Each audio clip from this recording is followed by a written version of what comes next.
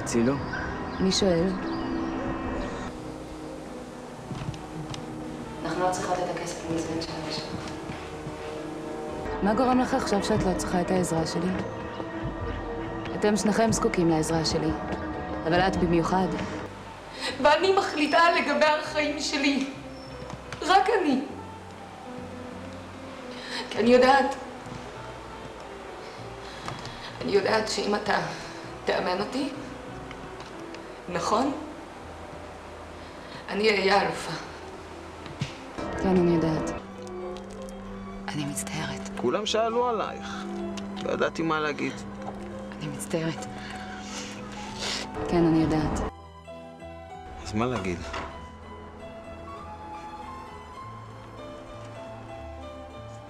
לא יודעת.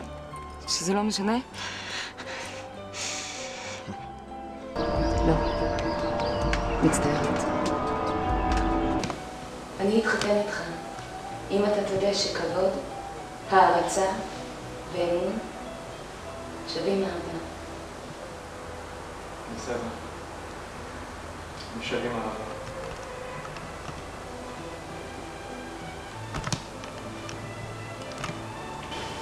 אם אתה לא מתכוון לחזור, אז תגיד לי. אל תשקר לי. אתה תחזור או לא? אני לא מבינה למה זה חשוב לך. מה? הכלב הזה חשוב לבחור שנמצא בחוץ. את כרגע דאגת להבהיר לי שאת לא קשורה אליו. אז מה זה נוגע אלייך? בוא לא נגלה. אז עם מי את באה? מה זאת אומרת עם מי אני באה?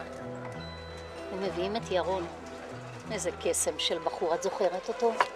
אני ביקשתי שיביאו אותו. ליאת, הוא נפרד מחברה שלו, אסנת, לפני כמה חודשים. שיהיה לו במזל. הם עמדו ממש לפני חתונה, ירון הזה הוא מציאה. תואר שני, עבודה קבועה, כל החיים לפניו. גם יונתן, כל הדברים שאמרת. כן, גם יונתן הוא חמד של בחור, ילדה, מזונות, אוברדרפט. תגידי לי משהו, אני לא מבינה. מה את מוצאת בו שאין בבחור בן גילך? יש לו זין ענק. עצום.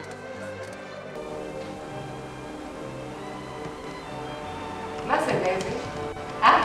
מה זה?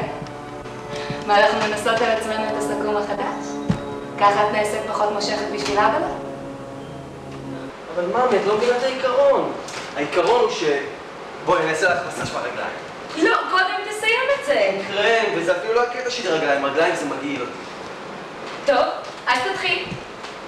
לא, ככה לא עושים מסאז'. ג'ו, אני מצטערת. לא בגדת בי. אבל רציתי. נכון.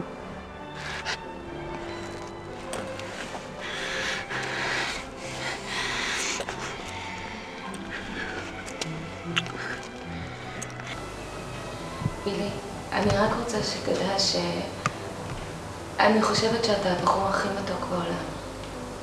וגם הכי יפה. אני אוהבת אותך.